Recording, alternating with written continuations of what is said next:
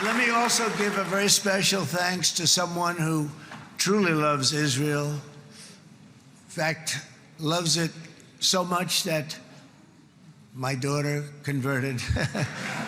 My daughter converted. And Bibi, you do know this was not in the cards for me. You understand that. And she is so happy, and they are so happy. At least I think they're happy. If they're not, we have a big story, right?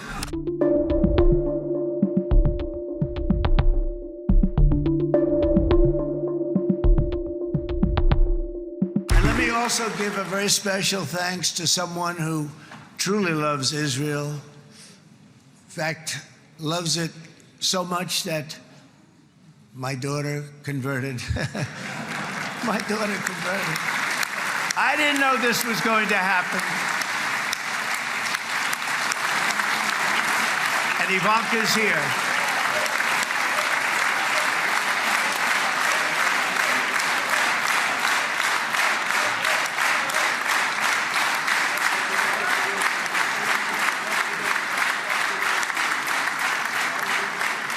And Bibi, you do know this was not in the cards for me. You understand that. And she is so happy, and they are so happy. At least I think they're happy. If they're not, we have a big story, right? No, they have a great marriage, and they get along great. They're best friends. They have a very special relationship. But Jared has been so helpful. He really did something very special. He established the Abraham Accords with a group of very wonderful people. I like calling it the Avraham Accords, because people that, right? Avraham. It's so cool. It's so much sort of nicer, you know? The Abraham versus the Avraham.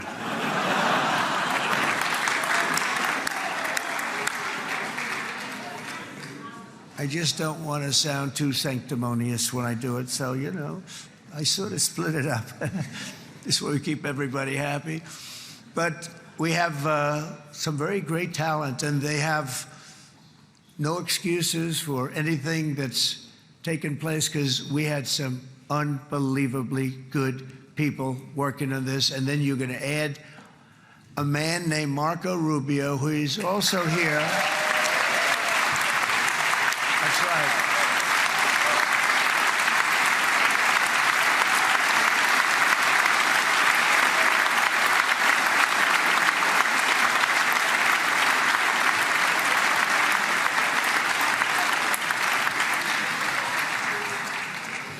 And I have a prediction that Marco will go down, I mean this, as the greatest Secretary of State in the history of the United States. I believe that. I believe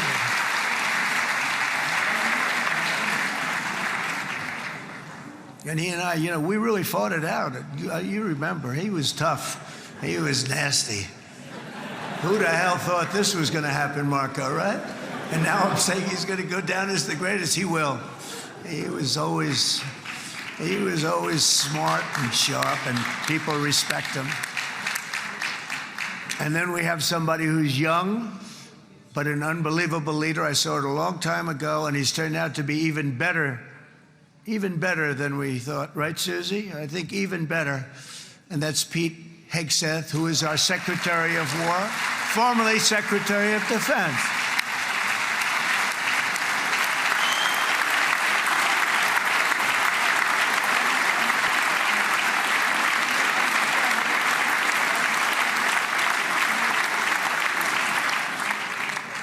And as you know, we decisively won World War I. We decisively won World War II decisively. And everything in between and everything before it, we won everything. And then they had the brilliant idea of changing the name from war, you know, it was war, to defense. And with that went a certain thinking. And we fought in a very politically correct way after that. We always had the strongest military, and now we have a stronger military than we've ever had before. Because of my first term, I've totally rebuilt the military, every aspect of it. But we have, if you think, we settled 8 wars in 8 months. I'm now including this one, by the way, if that's okay. They may say, well, that was quick, because yesterday I was saying 7, but now I can say 8. The hostages are back. The hostages are back.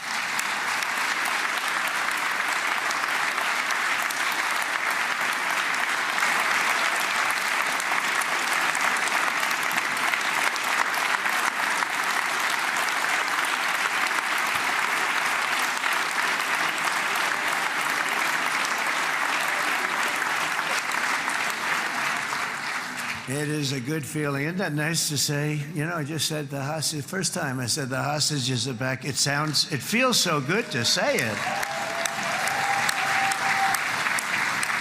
But when you settle 8 wars in 8 months, that means you don't like war.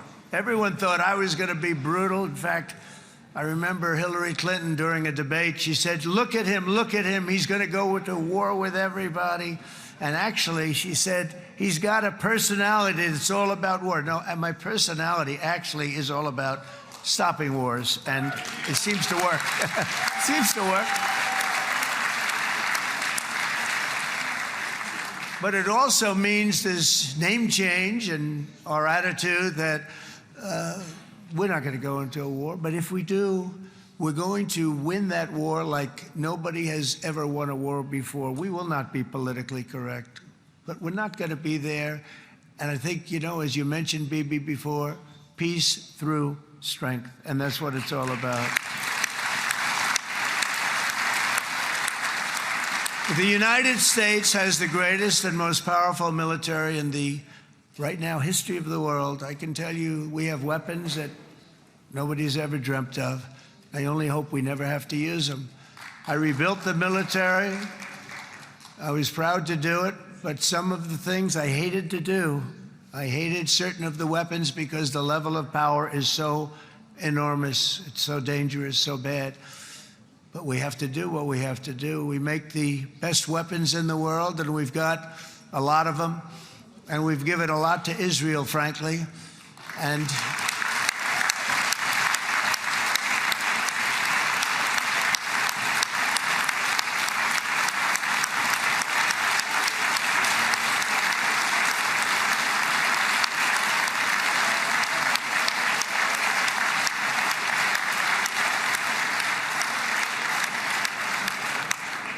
I mean, Bibi would call me so many times, can you get me this weapon, that weapon, that weapon? Some of them I never heard of, Bibi, and I made them.